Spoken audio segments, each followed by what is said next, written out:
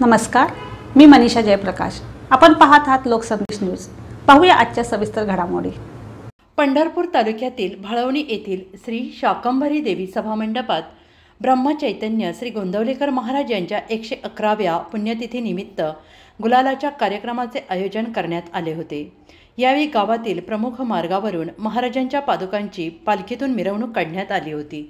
यावेळी श्रीराम जय जय राम या मंत्राच्या जयघोषाने परिसर मंत्रमुग्ध झाला होता।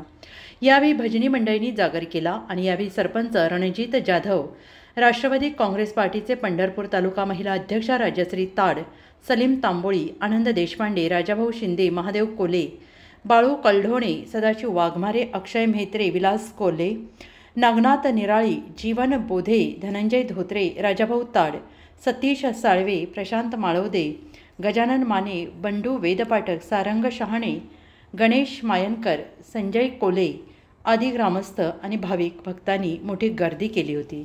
यावेळी जय भवानी मंडळाच्या कार्यकर्त्यांनी कार्यक्रम पार पाडण्यासाठी सहकार्य केले आणि यावेळी प्रसादाचे वाटप करण्यात आले। प्रतिनिधी रफिक अत्तार।